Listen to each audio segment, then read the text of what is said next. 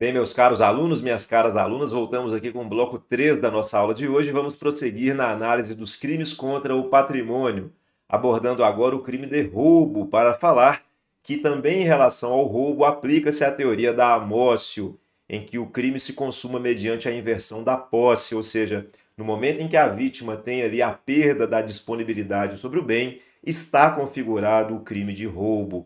Vamos então ver o que diz a súmula 582 do STJ. Consuma-se o crime de roubo com a inversão da posse do bem mediante emprego de violência ou grave ameaça, ainda que por breve tempo, e em seguida a perseguição imediata ao agente e recuperação da coisa roubada, sendo prescindível, ou seja, dispensável, a posse mansa e pacífica ou desvigiada. Então aqui, tanto no crime de roubo quanto no crime de furto, não se aplica as teorias da ablácio ou da ilácio, aqui vale a teoria da amócio, basta que haja a inversão da posse. É dispensável a posse mansa e pacífica ou desvigiada, é o que vai dizer a súmula 582 do STJ. Em relação ao simulacro de arma, vamos aqui ao tema 1171 dos precedentes qualificados do STJ. Vai dizer que a utilização de simulacro de arma de fogo, melhor dizendo, a utilização de simulacro de arma configura a elementar grave ameaça do tipo penal de roubo, subsumindo a hipótese legal que veda a substituição da pena. Vejam, meus caros e minhas caras, diz o artigo 44, inciso 1 do Código Penal, que se estiverem presentes os requisitos de ordem subjetiva e também que o crime não tenha sido praticado mediante violência ou grave ameaça, será possível a conversão da pena privativa de liberdade em restritiva de direitos. Ocorre que o STJ analisou a questão referente ao simulacro de arma. Como fica a situação do simulacro de arma se ela é inapta a produzir ali uma violência real em face da vítima? E nesse plano, o STJ entendeu que a questão referente ao simulacro de arma, ele é apto a configurar a elementar grave ameaça do tipo penal de roubo, razão pela qual se subsume a hipótese legal que veda a substituição da pena. Portanto, se houver a utilização de um simulacro de arma na execução do crime de roubo, estará configurada a grave ameaça que, como tal, afasta o requisito disposto no artigo 44, inciso 1, impedindo assim a conversão da pena privativa de liberdade em restritiva de direitos. Este é o entendimento aqui do tema 1171 do STJ, precedente, recurso repetitivo, um precedente qualificado. E questão referente à ausência de potencial lesivo da arma ou a questão de se tratar de um simulacro, aqui o STJ reafirma o seu entendimento de que é um ônus probatório da defesa a demonstração desta inaptidão da arma em ter potencial lesivo. Cabe ao imputado demonstrar que a arma é desprovida de potencial lesivo, como na hipótese de utilização de arma de brinquedo, arma defeituosa ou arma incapaz de produzir lesão. Esse entendimento do STJ, reafirmado em fevereiro de 2023, portanto, se a defesa alegar que a arma era um mero simulacro ou ela possuía total inaptidão de produzir disparos, como no caso de uma arma de fogo que esteja defeituosa, este ônus probatório é da defesa. À luz do artigo 156, inciso 1 do Código de Processo Penal, é a defesa que deverá demonstrar esta falta de potencial lesivo. É o que diz aqui, portanto, o STJ, tudo bem? Vamos agora ver aqui a questão referente ao crime de latrocínio, um precedente importante de setembro de 2023, ocasião em que o Superior Tribunal de Justiça se alinhou ao entendimento do STF de que, havendo aqui a pluralidade de vítimas no crime de latrocínio, mas havendo a unicidade de patrimônio atingido pelo crime, estaremos diante de crime único. Nesse caso, portanto, o novo entendimento do STJ, que se alinha ao entendimento do STF, é de que, subtraído um só patrimônio, a pluralidade de vítimas da violência não impede o reconhecimento de crime único de latrocínio. Meus caros e minhas caras, Vossas Excelências não entenderam errado. O STJ entendeu que se trata de crime único, não é crime concurso formal, é crime único, tudo bem? Crime único de latrocínio. Então, um caso concreto julgado pelo STJ referia rouba uma agência bancária, ao que sucedeu que, no momento da fuga, os sujeitos ativos desferiram tiros em policiais, 3 policiais, no momento subsequente da fuga. E nesse caso, o STJ entendeu que estávamos diante de um crime único de latrocínio tentado, porque as vítimas não vieram a óbito. Então, nesse caso, meus caros, é isso mesmo, tá certo? O STJ entendeu assim, alinhando o seu entendimento ao da Suprema Corte. Crime único de latrocínio porque houve a subtração de um só patrimônio. No caso concreto, apenas o banco teve o seu patrimônio subtraído. E mesmo que tenha havido ali a pluralidade de vítimas atingidas ali pelos disparos de arma de fogo no momento da fuga dos criminosos, este ato não impedirá o reconhecimento de crime único de latrocínio. Este, portanto, é o estado aqui da arte no que tange ao crime de latrocínio. Vamos lá, então. Estelionato agora. Nosso papel é apresentar os entendimentos. Vamos prosseguir, então, para o crime de estelionato, artigo 171 do Código Penal. Falando aqui sobre o estelionato agora. Vamos ter em conta que os elementos estruturais do estelionato são 3. A fraude, a vantagem ilícita e o prejuízo alheio. E nesse plano, a consumação do crime de estelionato acontece quando há a lesão patrimonial mediante a utilização do engodo. É preciso que haja a utilização do expediente artificioso, do expediente fraudulento, e dessa utilização ocorra um prejuízo patrimonial à vítima. A utilização pura e simples do engodo, sem que haja o prejuízo patrimonial, não tipifica a forma consumada do crime de estelionato. É preciso que haja este caráter dúplice, o emprego da fraude e o prejuízo à vítima. Sem esta duplicidade, sem este binômio, não estará configurado o crime de estelionato na sua forma consumada, mas sim na sua modalidade tentada. Outra questão, estelionato previdenciário. Aqui é a previsão do artigo 171, parágrafo 3º do Código Penal. O estelionato contra a Previdência Social, ele admite a incidência do princípio da insignificância, que afasta a tipicidade material da conduta. Vejam aqui o que diz o STJ. O STJ entende pela inaplicabilidade do princípio da insignificância aos casos de estelionato contra a entidade previdenciária, como é o caso dos autos. Entende-se que o prejuízo causado pela conduta não se refere apenas ao valor auferido ilicitamente, mas sim ao dano infligido a todo o sistema previdenciário. Ou seja, o STJ, diante da repercussão sobre o patrimônio da Previdência Social, que é um patrimônio de toda a coletividade, entende pela impossibilidade de aplicação do princípio da insignificância às hipóteses do artigo 171, parágrafo 3º, que vem a ser o estelionato previdenciário. Vamos então, estelionato mediante fraude eletrônica, inovação da Lei 14.155 de 2021. Atenção com golpe do WhatsApp, golpe do Pix, golpe do Facebook. Aqui, a pena de reclusão de 4 a 8 anos e multa se a fraude é cometida com a utilização de informações fornecidas pela vítima ou por terceiro induzido a erro por meio de redes sociais, contatos telefônicos ou envio de correio eletrônico fraudulento ou por qualquer outro meio fraudulento análogo. Nesse caso aqui, meus caros e minhas caras, estamos diante daquelas falsas ofertas das redes sociais, a questão referente ao golpe aqui, em que o criminoso se passa por alguém precisando de um depósito imediato, como se fosse um parente aqui da vítima deste crime. A questão referente à fraude eletrônica, que se torna cada vez mais a modalidade mais usual na vida, no mundo real, do crime do artigo 171. Tudo bem? Vamos aqui apresentando essa questão referente à fraude eletrônica para conhecimento de Vossas Excelências do tipo objetivo, da tipicidade formal aqui do artigo 171, parágrafo 4º. Avançando, vamos agora, perpassando aqui nesse caráter dinâmico a parte especial do Código Penal, vamos agora ao crime de redução à condição análoga à de escravo. Estamos aqui diante do crime do artigo 149 do Código Penal, também denominado de crime de plágio, como diz a doutrina. Vamos avançar aqui no artigo 149 do Código Penal. Temos o seu tipo básico e aqui uma questão.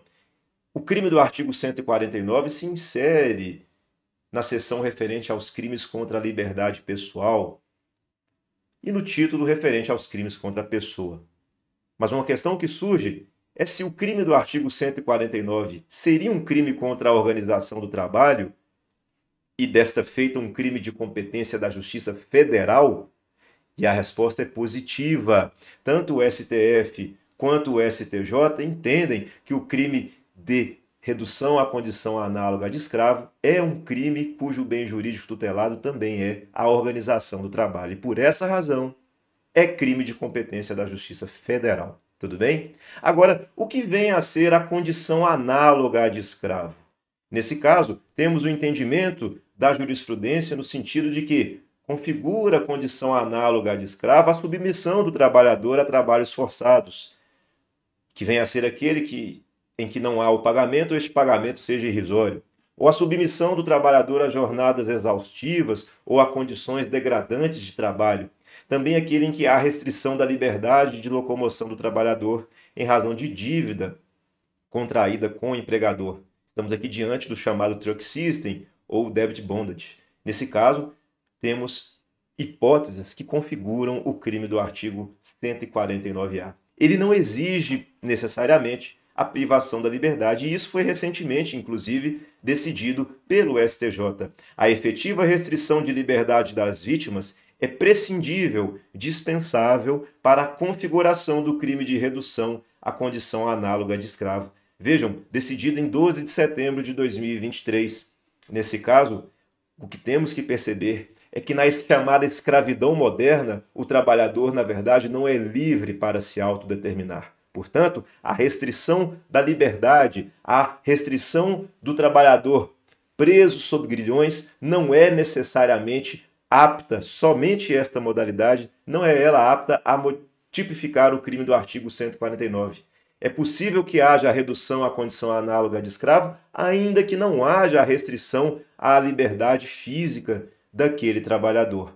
A efetiva restrição da liberdade, portanto, não é elemento necessário para a configuração do crime de redução à condição análoga de escravo, aquilo que se chama de escravidão moderna. Tudo bem? Então, fiquemos aqui com este entendimento importantíssimo.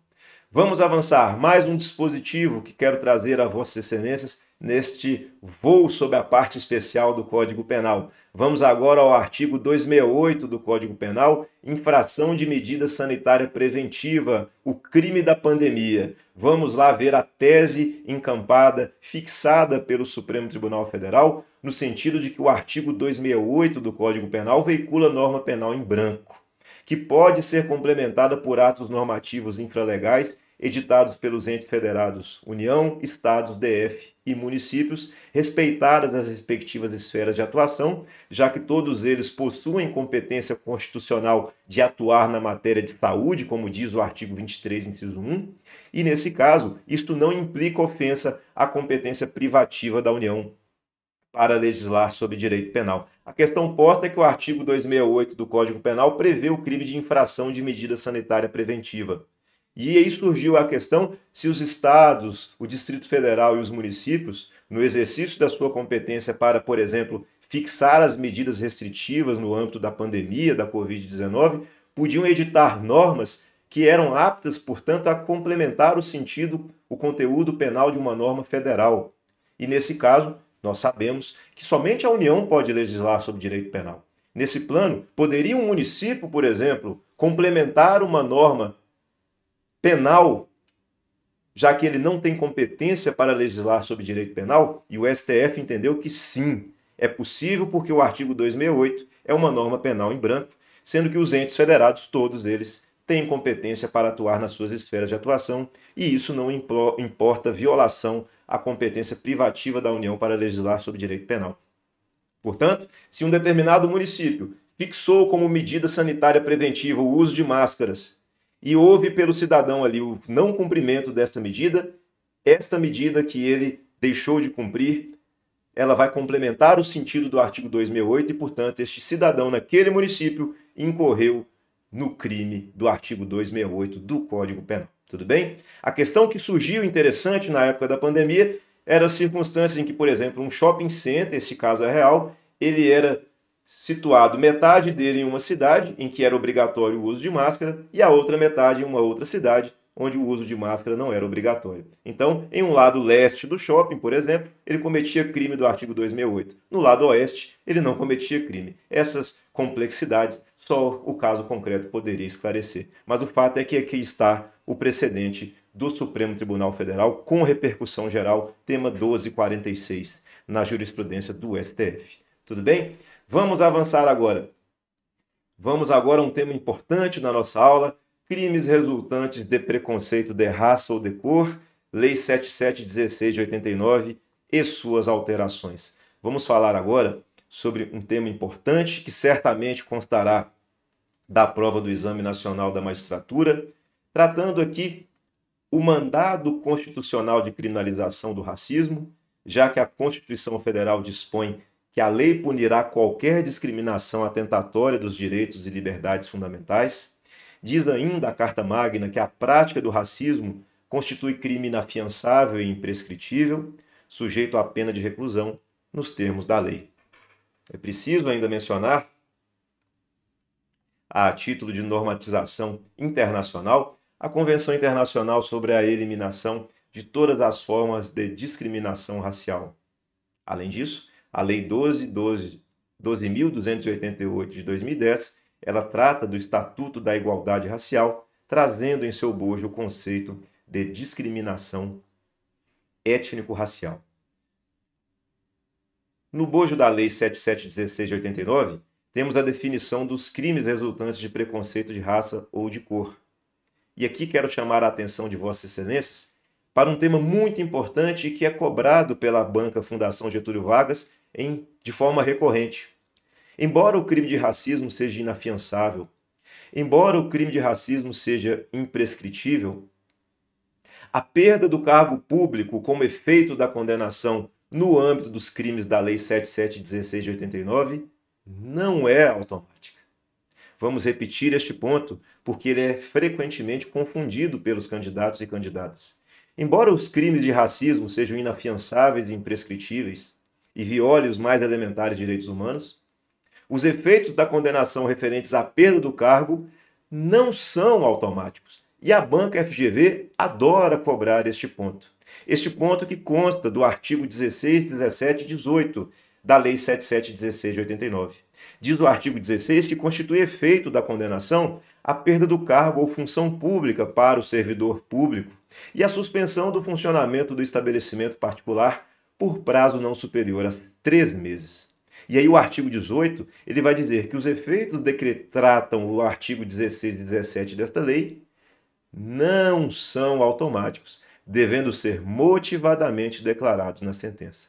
Este ponto deixem marcado no vade-mecum de Vossas Excelências, porque é frequentemente cobrado nas provas da FGV.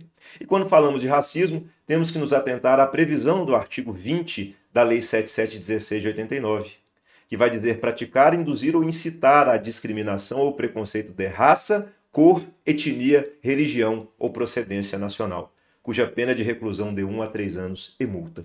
Mas eu quero chamar a atenção de Vossas Excelências para a previsão da forma qualificada, que vem aqui no parágrafo 2º, referindo às questões referentes ao crime de racismo praticado por meio dos meios de comunicação social, de publicação em redes sociais, da rede mundial de computadores ou de publicação de qualquer natureza. Para esta hipótese, para esta modalidade qualificada do crime de racismo, a pena será de reclusão de 2 a 5 anos e multa.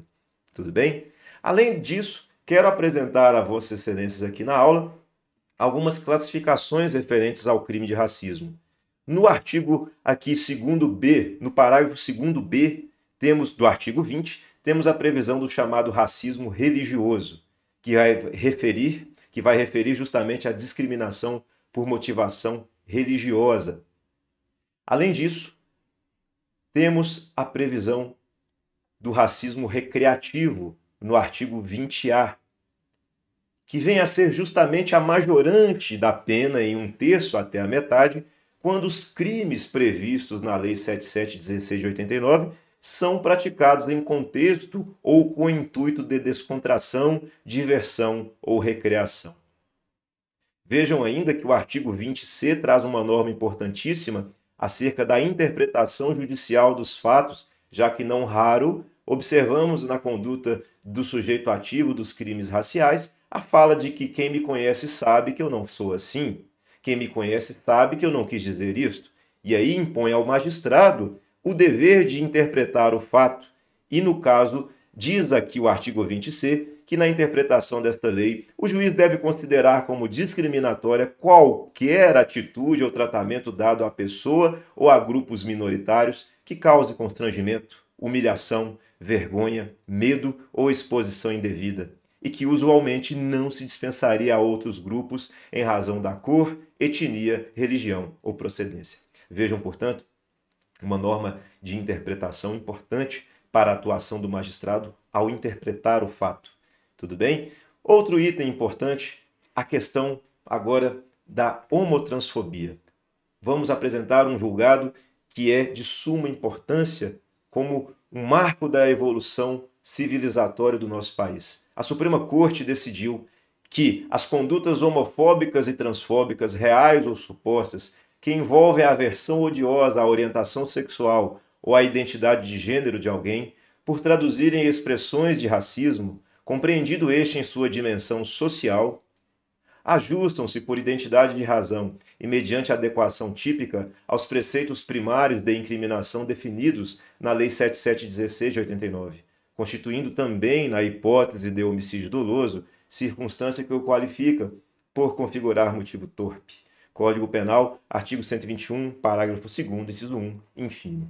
Meus caros e minhas caras, esse julgado é de suma importância, peço que Vossas Excelências leiam, o que refere o seguinte: muito se discutiu na época se houve uma analogia empregada pelo Supremo Tribunal Federal, que seria proibido pelo sistema penal, para incriminar como racismo os atos de homotransfobia. Ocorre que a Suprema Corte entendeu que o racismo deve ser entendido não em uma dimensão fenotípica, não em um critério de raça, mas sim em sua dimensão social, porque na verdade ele traduz um intento de discriminação, de subjugar minorias. E nesse plano, o Supremo entendeu que no conceito de racismo, em sua dimensão social, repito, já estava incluído a homotransfobia, razão pela qual não houve analogia, mas sim a real compreensão do sentido e alcance do que vem a ser racismo. É uma decisão que é um marco na evolução como civilização do nosso país. Guardados os entendimentos em contrário, sempre respeitando as críticas, é hoje o estado da arte no combate ao racismo, que é o dever de todos nós. Vamos lá então, avançando aqui, portanto, julgado da Suprema Corte sobre a homotransfobia, portanto, os atos, as condutas homofóbicas e transfóbicas são adequadas à tipificação, são expressões do crime de racismo. Tudo bem? Vamos avançar. Mais um entendimento importante em relação à Lei 7716 de 89. Racismo e injúria racial na Lei 7716 de 89. Como nós mencionamos, no Código Penal, artigo 140, parágrafo 3º, remanesceu a denominada injúria discriminatória. No que tange à injúria discriminatória, estão presentes os elementos referentes à religião, condição de pessoa idosa ou com deficiência. É importante mencionar que há outras modalidades de injúria discriminatória em leis esparsas. Por todos, cito a questão referente aos soropositivos, mas aqui vamos trabalhar com a questão da injúria discriminatória no Código Penal e confrontá-la, comparando-a com a injúria racial da Lei 7716 de 89. A injúria racial, na Lei 7716 de 89, é processada mediante ação penal pública incondicionada. Isto é importante termos anotado. Ao passo que a injúria discriminatória do Código Penal fica sujeita a uma ação penal pública condicionada à representação do ofendido, salvo as exceções referentes à requisição do ministro da Justiça. Temos aqui a previsão do artigo 145 do Código Penal. O fato é que, como regra, a ação penal da injúria discriminatória do Código Penal é condicionada à representação, ficando as hipóteses de requisição do ministro da Justiça guardadas para o artigo 141, inciso 1 do Código. Já a injúria racial, ela é processada mediante ação penal pública incondicionada, e aqui é a regra que vai valer sempre, certo? Então, vamos lá.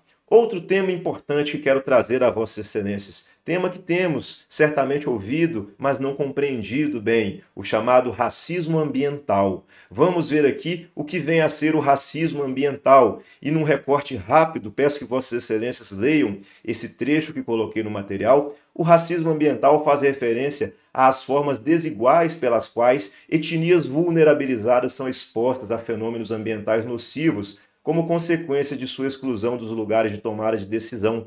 Para conhecimento de Vossas Excelências, a crítica referindo o racismo ambiental aponta como exemplo a situação envolvendo a barragem de Fundão, em Mariana, em que 82% das vítimas eram pessoas negras. Nesse plano, portanto, ao alijar essas pessoas das tomadas de decisão e ao reforçar sobre elas o peso das decisões que provocam impactos ambientais, fazendo com que elas sofram mais pelos eventos climáticos, como deslizamentos, inundações, reforçam, tipificam aquilo que se chama de racismo ambiental.